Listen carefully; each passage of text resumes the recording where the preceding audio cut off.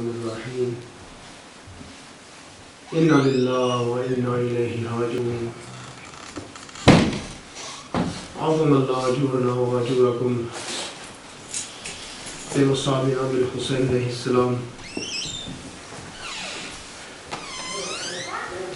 من بكى على الحسين أو أبكى أو تباكى وجبت له الجنة إن الحسين مصباح الهدى وسفينة النجاح حسين مني وأنا من الحسين.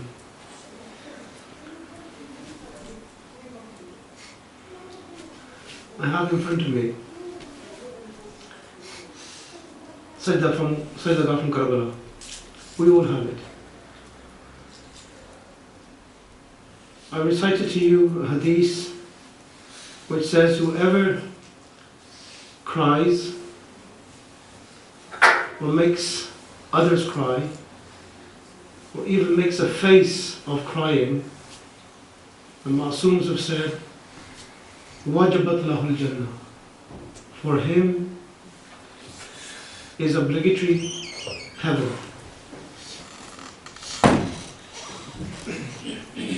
It doesn't need anybody on Yom Ashura to recite anything. For just the saying of the Ma'soom, La yawm ka yawmaka ya Abdullah. There is no day like your day, O Imam Hussain Islam. And when we die, we are all going to die. It will be the greatest honor to have on our shroud, kafan, to say, Ya Hussain, engraved by this, by the Khaki Shafa. Also, when we die, we have some tasbeehs and other things which are put around our body from Karbala. For even when we die, we have Khaki Shafa with us in our grave. It's not the Khaki Shafa which is aiding us, it is the connection which this has to Imam Hussain alayhi salam. It's this Khaki Shafa which has the connection with Imam Hussain, which has made this Khak so special. I said yesterday that people say that the Shias, they were the ones who killed Imam Hussain. Let me just say one thing on this. It is against human nature. It is against human nature that if you have committed a crime, to openly profess that crime, to openly say that you have done that crime. We have 14 centuries have said, and in Dua Nudwa, we say to the Imam, O Imam, come and revenge the blood of Imam Hussain Islam. Come and revenge the blood of Imam Hussain Islam. This event happened recently. There was a film called Passion of the Christ. It was to do with Jesus Christ. When this film was released, the Jews complained that by watching this film, there will be an arousal of anti-Semitic feelings. Why? Because it was the Jews who brought things into place to have Jesus arrested. And because Jesus was being tortured, and this is a fact, because Jesus was being tortured, and this was shown in the film, people in the audience fainted. The films had to be stopped. Paramedics had to be brought in. For some of these people who just fainted by seeing this acting. It's acting.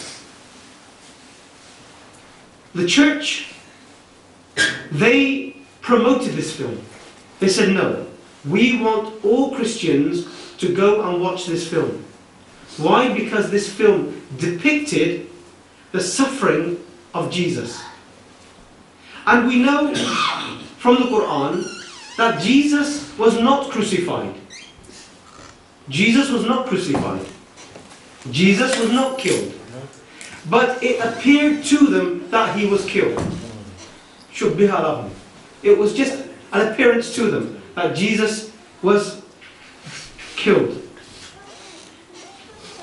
In the discussions between Muslims and Christians, I had the opportunity to speak to some of the Christian priests. And I said to them, even if Jesus was sacrificed, Jesus was crucified, what is the big deal? So what? There have been many prophets before who were sacrificed, who sacrificed themselves for the cause of God. There have been many prophets who had been killed mercilessly. If Jesus was killed, what was the big deal? And the answer was interesting. He said, Manzoor, we know what you're saying. But what really hurts us, the Christians, they said it's not that Jesus was crucified, it was because he was the Son of God. He was the Son of God. In the same way, Imam Hussain al-Islam, he has a great status, but it's the connection which Imam Hussain al-Islam, he is the son of the Prophet. The Christians, for 2,000 years,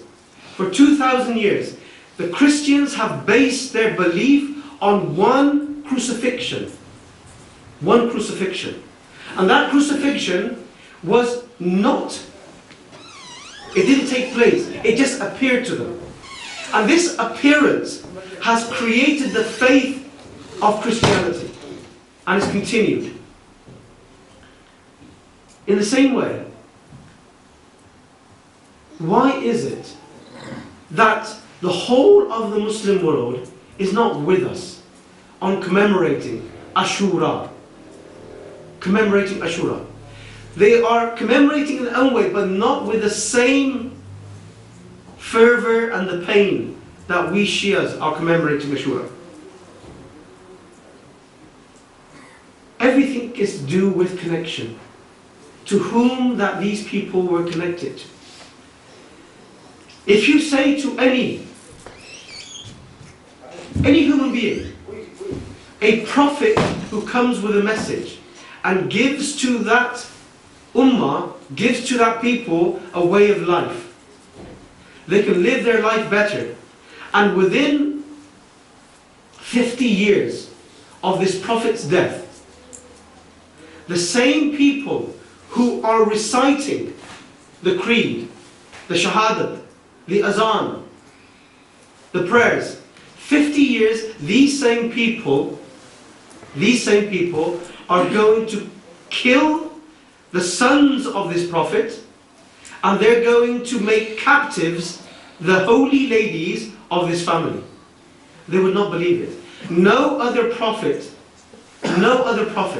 has had his family. Prophets have been put into captivity. Prophets have been put into prison. Prophets have been killed.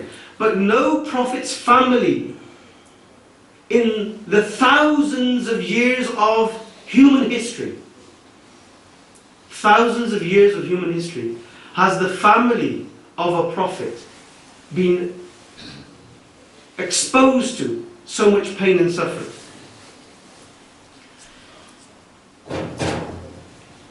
In battles, there are some rules that are applied.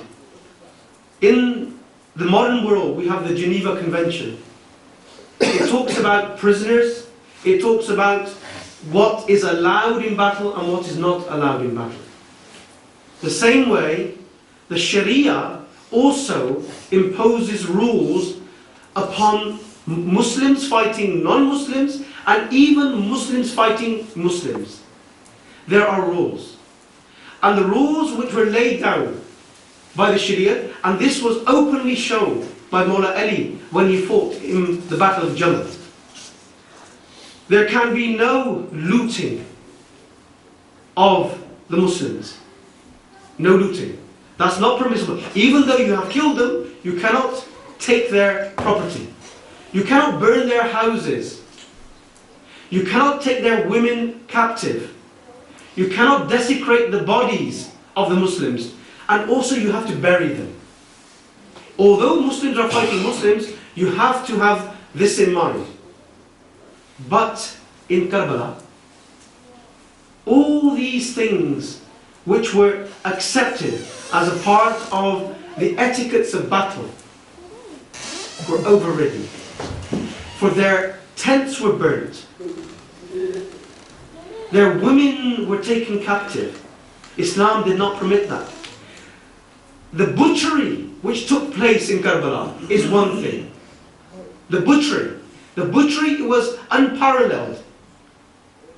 But also the rules governing fighting, even those were openly trampled.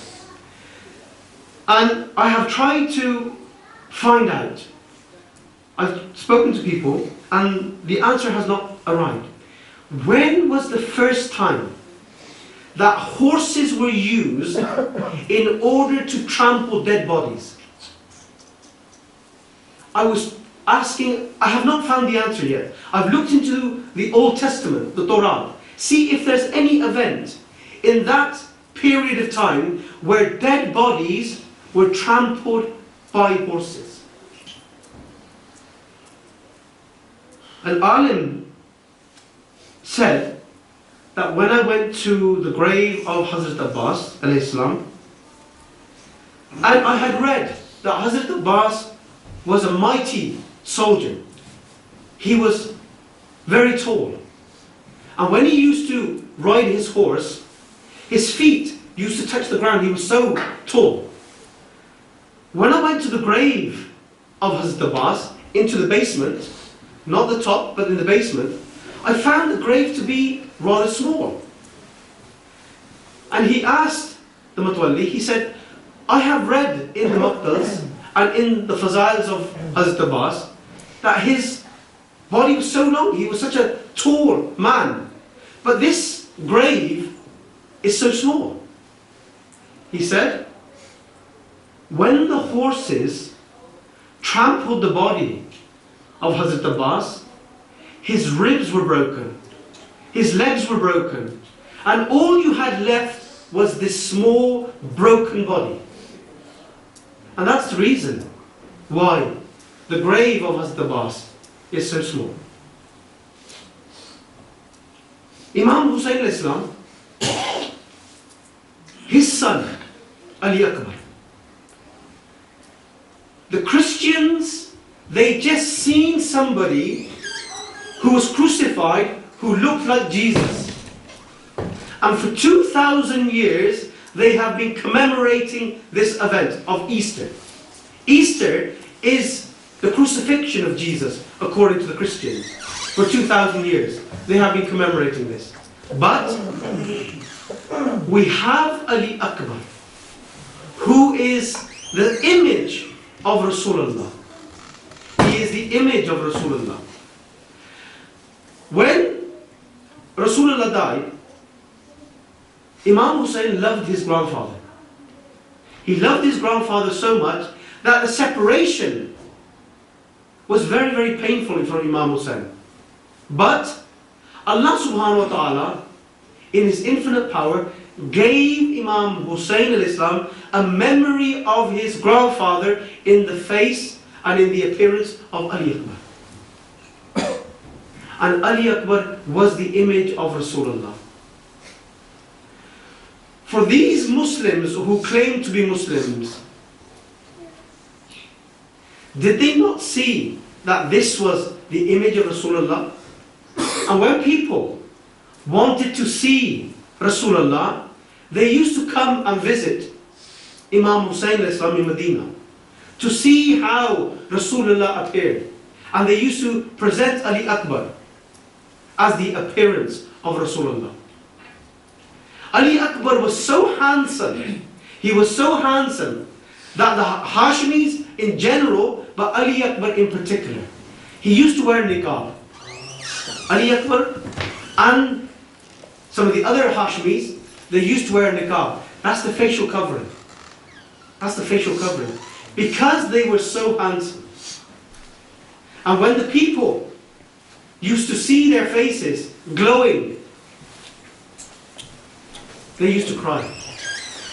But this very Ali Akbar is now going to be martyred in the plains of Karbala. His blood is going to be soaked in the sands of Karbala. When we recite this, Hussain minni wa ana min al-Hussain, do not think that Imam Hussein's martyrdom is no less than the martyrdom of Rasulullah himself in Karbala. It is though that Rasulullah himself is being sacrificed in Karbala. My brothers, today, if you cannot cry, at least try to make the face of crying. Allah has promised you that in reward of your expressions, your face should be a face of sorrow today. There should be no smiles on your face today.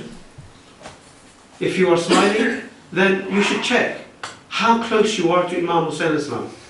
And I have been saying this over and over again. This hadith, إِنَّ لِقَتْلِ الْحُسَيْنِ حَرَارَةٌ فِي قُلُوبِ الْمُؤْمِنِينَ لَا تَبْرَدُ أَبَدًا. That in the heart of a mu'min, the martyrdom of Imam Hussain Islam should have this heat, this warmth in your hearts. And that should never extinguish. And finally, the tears that you drop in remembering Imam Hussain Islam, these are no valueless tears. These tears have great value in the eyes of Allah subhanahu wa ta'ala. For they will extinguish the fire of hell. This is the power of one tear which is shed in remembrance of Imam Hussain Islam. ألا لعنة الله على القوم الظالمين سيعلم الذين ظلموا أي منقلب ينقلبون.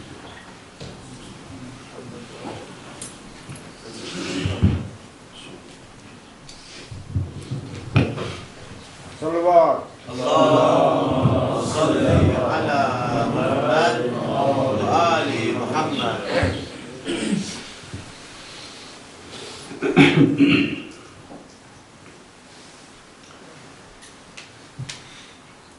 نرد محمد وآل محمد. اللهم صل على محمد وآل محمد.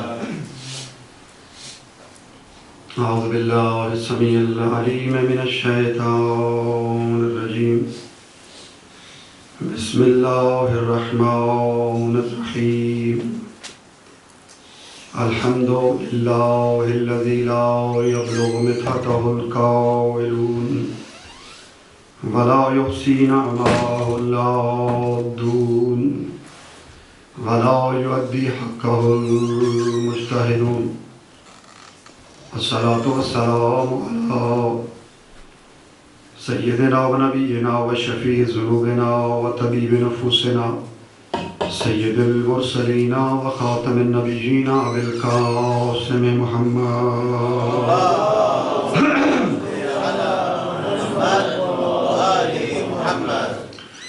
وعلى آله الطيبين الطاهرين المعصومين المظلومين المنتجبين المنتخبين الذين أذهب الله عنهم الرجس وطهرهم تطهيرا. اللهم صل على محمد وآل محمد. أما بعد، فقد قال الإمام حسين بن علي عليه السلام: إني لا أرى الموت إلا سعادة والحیات مع الظالمین الا برما صلوات اللهم صل على محمد وآل محمد. سب سے پہلے آپ تمام مومنین کی خدمت میں اور امام زمانہ علیہ السلام کی خدمت میں ان کے جد بزرگوار کی مصائب کی تعزیت عرض کرتے ہیں. امام مظلوم کربلا کا ایک جملہ میں نے آپ کی خدمت میں عرض کیا ہے. انی لا اری الموت الا سعادہ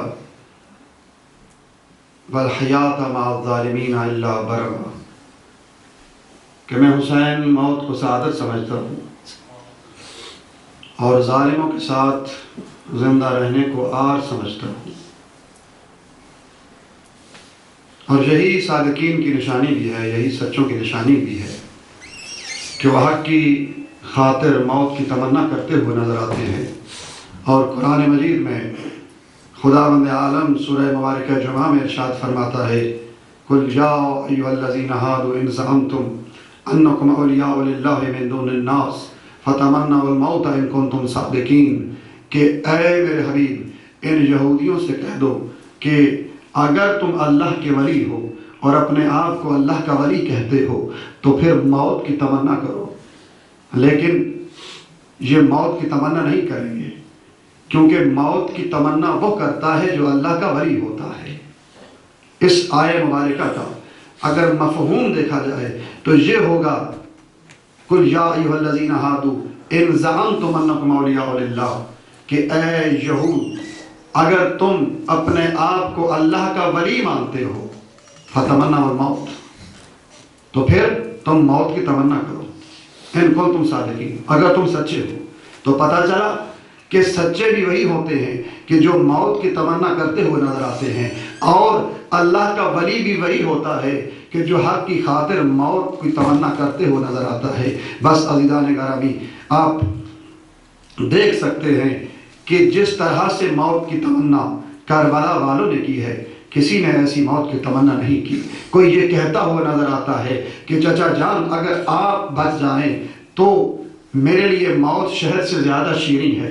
کوئی یہ کہتا ہوا نظر آتا ہے کہ بابا اگر ہم حق پر ہیں نا تو پھر اگر موت ہم پہ آ پڑے یا ہم موت پہ جا پڑے ہمیں کوئی پرواہ نہیں ہے. ہاں عزادارو، آج قیامت کا دن ہے، روز عاشور ہے. کل کی مجلس میں ہم نے بیان کیا تھا کہ ایک طرف سے حق تھا، دوسری طرف باطل تھا، اور ہمیشہ باطل حق سے ٹکراتا رہا. کبھی ابو سفیان کی شکل میں رسول خدا سے ٹکرایا، کبھی معاویہ کی شکل میں علی مرتضیٰ سے ٹکرایا، اور پھر یہی باطل یزید کی شکل میں حسین ابن علی سے کربلا میں آ کے برسر پیکار ہوا. باطل ہے جو حق سے ہمیشہ ٹکرا رہا ہے. یزید وہ فاسق و فاجر ہے، اور اس مسند پہ آ کے بیٹھ کے کہ جس پر 1,24,000 انبیاء بیٹھے تھے، اس مسند پہ بیٹھ کے یہ دعویٰ کرتا ہے میں خلیفۃ المسلمین ہوں، میں مسلمانوں کا خلیفہ ہوں. فسق فجور کا ارتکاب کر رہا ہے، شراب پیتا ہے، حرام کاری انجام دیتا ہے، اور یہ کہتا ہے کہ شراب کو میں اگر شریعت محمدی میں حرام نہیں ہے تو شریعت عیسیٰ کے مطابق پی لوں گا. حلال کو حرام کر رہا ہے، حلال محمدیہ کو حرام کر رہا ہے، اور جو حرام محمدی تھا اس کو حلال کر رہا ہے. اور وہ زمانہ جاہلیت کی رسمیں جو تھیں ان کو دوبارہ سے نافذ کرنا چاہتا ہے. عزیزان گرامی، آپ جانتے ہیں کہ اسلام ایک مکمل ضابطہ حیات ہے. اس پر 1,24,000 انبیاء کی محنت صرف ہوئی ہے. جناب آدم سے لے کر جناب خاتم المرسلین تک ہر نبی نے اسی اسلام کی خاطر محنت کی، اور یہ ایک سسٹم ملا جو مکمل ہوا رسول خدا پر.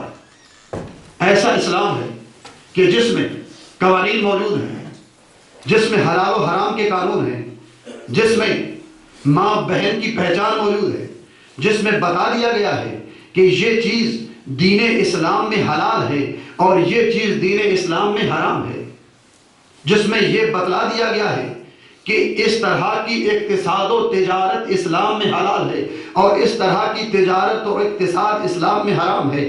گویا کہ اسلام نے انسانی معاشرے کو، وہ انسانی معاشرہ کہ جو زمانہ جاہلیت میں ایک دوسرے کا خون بہاتا تھا، اپنی بیٹیوں کو زندہ درگور کرتا تھا، اسلام نے اس معاشرے کو انسانیت کی صفوں میں لا کر کھڑا کیا اور انسان کو انسانیت کی قدریں پہچانوا دی۔ جب اسلام کے پاس یہ قدریں موجود تھیں، یہ معاشرہ کہ جو ایک دوسرے کا دشمن تھا، سب بھائی بھائی بن جاتے ہیں اور وہ معاشرہ امن کا گہوارہ بن جاتا ہے۔ اور اسلام یہی چاہتا ہے کہ انسان کو کمال کی منزل عطا کر دے، اور اگر انسان اب اسلام کے قوانین پر عمل کرتا ہے تو پھر وہ کمال کی منزلیں طے کرتا چلا جاتا ہے۔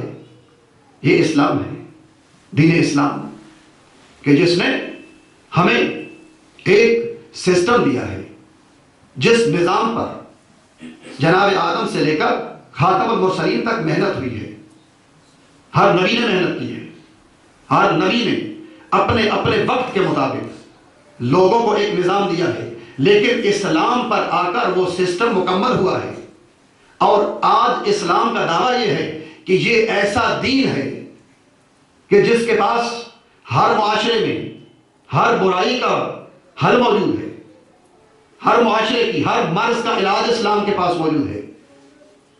رسول خدا پہ آپ مکمل ہوا، اب پیغمبر اسلام نے ایک دین دیا، ایک سسٹم دیا، اسلامی حکومت قائم ہو چکی، اسلامی اقتصاد موجود ہے، معاشرے میں ایک دوسرے کے ساتھ رہنے کے قوانین موجود ہیں، حلال و حرام کے قوانین موجود ہیں۔ لیکن ایک وہ وقت بھی آتا ہے کہ وہ سازش کہ جو بنی امیہ کے دلوں میں تھی وہ کھل کر یزید کی شکل میں سامنے آ جاتی ہے۔ پوری توجہ سے میں تیزی سے گزرتا جا رہا ہوں اور ایک فکر آپ کو دینا چاہتا ہوں کہ وہ سسٹم ہے کہ جس پر انبیاء کی محنت ہے، اسلام مکمل ہو چکا ہے، اسلامی حکومت قائم ہو چکی ہے، ایک نظام رائج ہو چکا ہے، لیکن کچھ ایسے لوگ ہیں کہ جو منافقین کی شکل میں اسلام کا نقاب اوڑھ کر اندر سے اسلام کی جڑوں کو کھوکھلا کرنے کی کوشش کرتے ہیں اور یہ چاہتے ہیں کہ ہم اس نظام کو ختم کر دیں اور پھر سے وہی زمانہ جاہلیت کے رسم و رواج کو، انہی رسموں کو رائج کر دیں۔ لیکن ظاہراً پھر بھی اسلام کا لبادہ اوڑھے رکھا، لیکن یزید وہ بدبخت ترین انسان ہے جس کو انسان کہنا انسانیت کی توہین ہے، کہ جب وہ برسر اقتدار آتا ہے تو پھر اس ایجنڈے پر کہ جو بنی امیہ کا مشن تھا اس پر اس نے کھل کر کام کرنا شروع کر دیا اور یہ چاہا، آپ توجہ کریں گے یہاں پہ، کہ وہ یہ چاہتا تھا کہ یہ جو اسلام کا سسٹم ہے، یہ جو اسلامی حکومت ہے، یہ جو حلال و حرام کے احکام موجود ہیں، یہ جو اسلامی اقتصاد موجود ہے، یہ جو اسلامی قوانین موجود ہیں، ان کو مسخ کر دیا جائے اور اسلام سے روح اسلام نکال لی جائے۔ یہ یزید کا مشن تھا اور یہ بنی امیہ کی پوری پلاننگ تھی اور آئندہ یہی ہونا تھا۔ اور آپ یہ بخوبی آسانی سے یزید کے اشعار سے اندازہ لگا سکتے ہیں کہ وہ ملعون اس حد تک جسارت کر چکا تھا اور اپنی نجی محفلوں میں جب یہ کہہ رہا تھا لعبت ہاشم بالملک، کہ ہاشم نے تو، بنی ہاشم نے صرف حصول اقتدار کے لیے ایک کھیل کھیلا تھا، ولا خبر جا ولا وحی نزل، کہ نہ تو ان پر کوئی خبر آئی، نہ قرآن نازل ہوا، نہ کوئی وحی آئی تھی، بلکہ بنی ہاشم نے صرف اقتدار کی لالچ کے لیے ایک ڈھونگ رچایا تھا، ایک کھیل کھیلا تھا، جو اس کی نجی محفلوں میں اشعار کی صورت میں بلند ہو رہی تھی اور اس کی خراست کو ظاہر کر رہی تھی۔ اور آپ یہ بھی جانتے ہیں عزیزان گرامی کہ جو حاکم وقت ہوتا ہے، انتہائی اہم نقطہ ہے جو حاکم وقت ہوتا ہے، جس کے پاس حکومت ہوتی ہے، وہ ایک پہاڑ کی چوٹی کی مانند ہوتا ہے۔ جو کچھ وہاں سے صادر ہوتا ہے وہ ارد گرد کے ماحول کو ہر حالت میں آلودہ کرتا ہے۔ اور یزید کا وجود بھی اس وقت اسلامی معاشرے کے لیے ایک پہاڑ کی چوٹی کی مانند تھا، اور وہ یزید اگر یہ کہتا میں دین اسلام پر نہیں ہوں تو یقیناً اسلام کو کوئی خطرہ نہیں تھا، بلکہ اسلام کے لبادے میں اپنے آپ کو خلیفۃ المسلمین منوا کر، آپ جانتے ہیں نا کہ یزید نے کہا میری بیعت کرو، سب نے بیعت کی تھی یا نہیں؟ معاویہ کے دور میں معاویہ نے خود بیعت کروائی تھی، ولی عہد کی، سب نے بیعت کر لی۔ اگر بیعت نہیں کی تھی تو حسین ابن علی نے اور اس نے جہاد کیا حسین پہ۔ یزید کا وجود ایک ناسور تھا کہ جس سے رسنے والا وہ گندگی پورے ماحول کو آلودہ کر سکتی تھی۔ اس پہاڑ کی چوٹی کی مانند ہوتی ہے حکومت، کہ جہاں سے جو حکم صادر ہوتا ہے وہ جہاں جہاں اس پہاڑ سے ایک پانی ہے، پہاڑ کی چوٹی ہے، وہاں سے پانی آ رہا ہے اور وہ پانی ارد گرد کے سارے ماحول کو متاثر کر رہا ہے۔ جتنا گندا پانی ہے، اگر صاف پانی ہے تو ماحول کو صاف کر رہا ہے، اگر گندا پانی ہے ماحول کو متعفن کر رہا ہے۔ اب یزید کی بھی یہی مثال تھی کہ وہ حاکم وقت تھا، اپنے آپ کو مسلمانوں کا خلیفہ کہلا رہا تھا، اور اس کی افکار یہ تھی کہ وہ یہ کہتا ہوا نظر آتا تھا کہ شراب پینا حلال ہے، اور یہاں تک کہ وہ زمانہ جاہلیت کی رسمیں کہ جن کو اسلام نے حرام کرا دیا تھا ان کو حلال کر رہا تھا۔ اپنی سوتیلی ماں کے ساتھ اسلام سے پہلے کی یہ رسم تھی کہ جب کوئی شخص مر جاتا تو اس کی جو بیویاں ہوتی تھیں ان میں سے جو سوتیلی ماں ہوتی اس کے لڑکے کی، تو سب سے بڑا بیٹا اس پر ایک چادر یا کپڑا ڈال لیتا تھا اور وہ اس کے زیر تصرف زوجہ کی حیثیت میں ہوتی تھی۔ یزید کا بھی یہی نظریہ تھا۔ اس نے کہا یہ اسلام نے اس کو حرام قرار نہیں دیا ہے، اور آہستہ آہستہ اسلام کے وہ قانون کہ جو انسانیت کو کمال تک لے جانے کے لیے کافی تھے ان میں تغیر و تبدیلی کی طرف قدم بڑھا رہا تھا۔ پس عزیزان گرامی، میرے امام حسین نے اس نازک مرحلے کو درک کیا، اور آپ جانتے ہیں درود بھیجے محمد والے محمد۔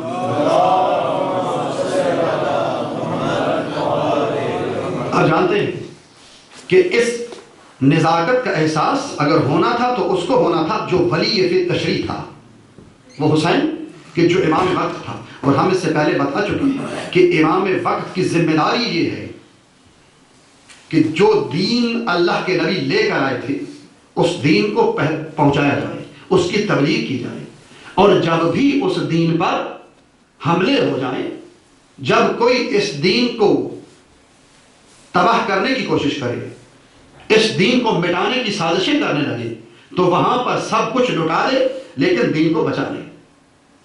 یہ امام کی ذمہ داری ہے۔ اور ایک طرف یہ تھا کہ یزید منحرف کرنا چاہ رہا تھا، پورے اسلامی سسٹم کو ختم کرنا چاہ رہا تھا، اور جو پلاننگ تھی بنی امیہ کی سازش جو تھی، اور یہاں پہ صرف یزید اکیلا نہیں تھا بلکہ پوری امیہ بنی امیہ اس کے ساتھ تھی، اور ان کا مقصد یہی تھا، ان کا ہدف یہی تھا۔ اب توجہ کریں نا، اگر ان کا ہدف یہ نہ ہوتا تو کیا ان کو پتہ نہیں تھا کہ فرزند رسول ہیں، حسین ابن علی ہیں، یہ تو وہ حسین ہے کہ جس کو رسول خدا کبھی اپنے کندھوں پہ بٹھا کر یہ اعلان کرتے ہیں الحسین منی و انا من الحسین۔ یہ وہ حسین ہے کہ جس کو رسول خدا کبھی تو اپنی پشت پہ سوار کر کے سجدوں کو طول دیتے ہیں۔ ان کو معلوم تھا نا، لیکن وہ خباثت جو باطن میں تھی اس کو ظاہر کرنے چلے تھے، اور یزید اور اس کے حواری، یزید اور بنی امیہ کے کارندے یہ چاہتے تھے کہ اسلام سے اس کی روح کو ختم کر دیا جائے، اور آہستہ آہستہ معاشرے میں وہی رسم و رواج اور وہی زمانہ جاہلیت کے احکام نافذ کر دیے جائیں۔ یہ ان کی ایک بہت بڑی سازش تھی، اور اس سازش کو اس وقت کا اگر کوئی سمجھنے والا تھا، اگر کوئی اس وقت کا امام وقت تھا تو وہ حسین ابن علی تھا، کہ جنہوں نے یہ محسوس کیا کہ اگر یہاں پر قربانی پیش نہ کی گئی تو میرے نانے کا دین نہیں بچے گا۔ اور یہ وہ مقدس فریضہ تھا عزیزان گرامی کہ جس فریضے کو رسول خدا نے بھی انجام نہیں دیا، مولا علی نے بھی انجام نہیں دیا۔ کیوں انجام نہیں دیا؟ کیونکہ ان کے زمانے میں موقع ہی نہیں آیا۔ اگر رسول خدا کے زمانے میں ایسا موقع آتا تو یقیناً رسول خدا بھی ایسی ہی مثال پیش کرتے، ایسی ہی قربانیاں پیش کرتے۔ اگر امیر المومنین کے زمانے میں ایسا حالات بن جاتے کہ جہاں پہ دین اسلام کو ختم کرنے کی کوششیں کی جاتی تو امیر المومنین بھی یہی نقشہ پیش کرتے، ایسی ہی قربانیوں کو پیش کرتے، امام حسن بھی ایسی قربانیوں کو پیش کرتے۔ لیکن اب امام حسین کے لیے واجب ہو چکا تھا کہ ایک طرف باطل بالکل سامنے آ کر دین اسلام کو للکار رہا تھا اور دین اسلام کی روح کو مسخ کرنے کی ٹھان چکا تھا۔ اسی لیے حسین ابن علی نے یہ اعلان کیا، کہا اگر میرے نانے کا دین، امام کا جملہ ہے، امام کی طرف منسوب جملہ ہے، وَإِنْ كَانَ دین محمد لم یستقم الا بقتلی فیا سیوف خذی، کہ اگر میرے نانے کا دین میرے قتل کے بغیر نہیں بچ سکتا تو آؤ تلواروں میں حسین کے ٹکڑے ٹکڑے کر۔ میرے امام کا جملہ ہے، اگر میرے نانے کا دین میرے قتل کے بغیر کوئی چارہ نہیں ہے نا تو میرا اکبر حاضر ہے، میرے عباس کے بازو حاضر ہے۔ اور امام کا جو جملہ میں نے ابتدائی کلام میں عرض کیا، امام نے یہی کہا ہے، اس میں امام نے پیغام دیا ہے کہ اگر زندہ رہنا ہے تو عزت سے زندہ رہو، اور ظالمین کے ساتھ زندہ رہنے سے عزت کی موت بہتر ہے۔ فرمایا انی لا ارى الموت الا سعادہ، اور یاد رکھو ہمیں خدا کی خاطر، ہمیں خدا کے راستے میں مر جانے سے عشق ہے، اور میں حسین ظالموں کے ساتھ زندہ رہنے کو آر سمجھتا ہوں۔ اور عزیزان گرامی یہی جملہ ہے علی ابن حسین کا بھی، کہاں پہ؟ ابن زیاد کے دربار میں، کہ جب اس نے کہا نا کہ سجاد کو قتل کرو تو یہ سمجھ رہا تھا کہ امام سجاد اس کے رعب سے مرعوب ہوتے ہوئے، لیکن امام نے یہ نہیں کہا، کہا یبن زیاد، یبن زیاد، جو حسین نے جملے کہے تھے ولید کے دربار میں، ایسے ہی جملے ہیں امام سجاد کے، کہا اتحدثنی بالقتل، کیا تو ہمیں قتل سے ڈراتا ہے؟ الا تعلم ان القتل لنا عادت والشہادت لنا سعادت، کیا تم نہیں جانتا کہ حق کی خاطر قتل ہونا ہماری عادت بن چکی ہے، اور خدا کے راستے میں جان دے دینا، شہید ہو جانا، ہم اس کو باعث سعادت سمجھتے ہیں۔ اور حضرت علی اکبر کا بھی جملہ ہے، بڑا عجیب جملہ ہے حضرت علی اکبر کا، امام حسین کا بھی جملہ ہے کہ جو ابن زیاد کو مخاطب ہو کے فرما رہے ہیں، فرمایا ان الدعی ابن الدعی قد رکزن بین السلۃ والذلہ حیات منا الذلہ، کہ یہ ناجائز کی ناجائز اولاد ابن زیاد ہمیں یہ کہہ رہا ہے کہ دو میں سے ایک کا انتخاب کرو، یا تلوار یا پھر ذلت۔ کہا اسے یہ معلوم نہیں ہے، حیات منا الذلہ، ہم سے ذلت کوسوں دور ہے، ہم عزت کی موت کو گلے لگانا ذلت کی زندگی پر ترجیح رکھتے ہیں، ترجیح جانتے ہیں۔ بس عزیزان گرامی یہ ہے حسینیت کا فلسفہ، اس لیے حسین نکلے تھے اور یہ فرما رہے تھے انی لم اخرج اشرا ولا بطرا ولا مفسدا ولا ظالما، کہ میں کسی پر ظلم کے لیے، فساد کے لیے، ذاتی لالچ و خواہش کے لیے قیام نہیں کر رہا، انما خرجت لطلب الاصلاح فی امت جدی، میں تو اپنے نانا رسول خدا کی امت کی اصلاح کے لیے قیام کر رہا ہوں۔ میں کہتا ہوں اے امت مسلمہ، آؤ حسین صرف شیعوں کے نہیں ہیں، حسین سب کا امام ہے، حسین محسن انسانیت ہے۔ ارے حسین تو تمہاری اصلاح کے لیے مدینے سے چلا تھا، انما خرجت لطلب الاصلاح فی امت جدی وارید ان امر بالمعروف وانہی عن المنکر، اور میں چاہتا ہوں امر بالمعروف کروں اور نہی عن المنکر کروں، لوگوں کو نیکی کا حکم دوں اور برائی سے روکوں۔ وَأَسِيرَا بِسِیرَةِ جَدِّ رسول اللہ وَسِیرَةِ ابی علی ابن ابی طالب. میں حسین اپنے نانا کی سیرت پہ چلنا چاہتا اور اپنے بابا علی مرتضیٰ کی سیرت کو اپنانا چاہتا. بس عزاداران سید الشہداء، شاید یہی وقت تھا کربلا میں. صبح سے قربانیاں شروع ہوئی. اپنے آپ کو لے چلو کربلا میں. یا لیتنا وکننا معکم فنفوز فوزا عظیما. اے مولا کاش ہم کربلا میں ہوتے. مولا آپ کو 3 دنوں کا پیاسا یوں کربلا کے زمین پر، کربلا کی گرم ریت پر مولا تنہا نہ چھوڑتے. ہاں عزادارو، صبح سے لے کر عصر تک میرا امام لاشیں اٹھاتا رہا. اکبر کو روانہ کیا، اکبر کے لاشیں کو اٹھایا. قاسم کو روانہ کیا، قاسم کے لاشیں کو اٹھایا. علی اصغر کے لاشیں کو دفن کیا. عباس کے لاشیں کو نہ اٹھا سکے حسین، کیونکہ عباس نے کہا تھا نا مولا مجھے سکینہ سے شرم آتی ہے. اور آپ کو پتا ہے کہ حضرت عباس کی شہادت امام حسین سے پہلے شہادت ہے، حضرت علی اصغر سے پہلے. کہا تھا مولا میری لاش کو خیمے میں نہ لے جائیے گا، مجھے سکینہ سے شرم آتی ہے، مجھے علی اصغر سے شرم آتی ہے. اجرکم اللہ. ہاں عزادارو، وہ وقت آ گیا کربلا میں کہ نہ عباس تھے، نہ علی اکبر تھے، نہ قاسم تھے، نہ اون و محمد تھے، نہ حبیب ابن مظاہر تھے. اور یہی وقت تھا کربلا میں کہ میرا زخمی امام ایک مرتبہ کربلا میں غربت کی تصویر بن کے زخموں سے چور ہے. آپ مجھ سے سوال کریں نا کہ امام زخمی کیوں ہوئے؟ ابھی تو جنگ کے لیے گئے نہیں ہیں.